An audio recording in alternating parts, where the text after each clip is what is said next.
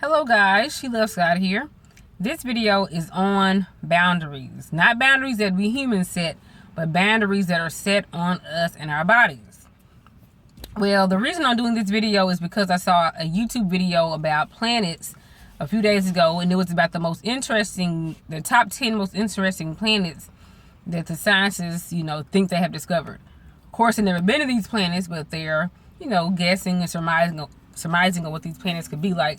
And there's this one planet known as Gliese 581c. And you know how our planet, we spin on the axis as we go around, kind of like how when you spin cotton candy. Well, this planet, it goes around its sun or its star, but it doesn't ever spin. It just goes around like this. So one side of the planet is always facing its star. The other side is never facing the star. So, of course, the side facing the star is always hot. The side not facing the star is always cold. And so the planet, they say it could be inhabited by human beings. It's really close to being, an Earth-like planet. But there's only one problem. One side of the planet, the one facing the star or its sun, is so hot that if you stepped on there, you would melt to death. And the other side, the back side of the planet that doesn't face the star, is so cold that if you stepped over there, you would freeze to death.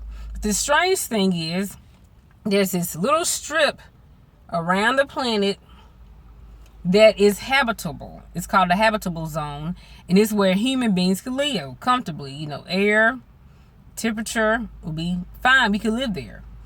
But we just couldn't be around. But if you step too far to the left or too far to the right, you would die.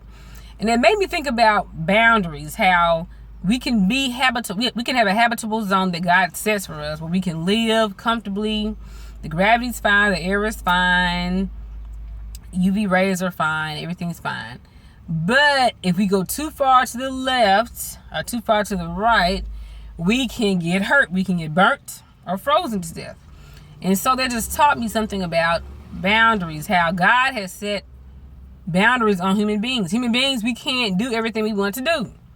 We think we can sleep with whoever we want to sleep with, unprotected, thousands of people, and get surprised if you get AIDS or get pregnant out of wedlock, or you inject all kind of poisons in your body, recreational street drugs, and then when you get overdose or hepatitis, you get shocked. Like, what? You mean I can't take every drug and every needle and put it in my arm? I can't sleep with everybody and not get AIDS? You mean, we always want to do stuff, and we don't understand that human beings have boundaries, even like with heart disease and diabetes, and we just eat all the pork I want to eat. All the greasy stuff I want to eat, and I don't want to ever get sick or drink all the sugar I want to drink and never get sick, diabetes or nothing like that. Or, and we have to understand that God has placed limits on us. These are divinely set limits on us, but we have to stay.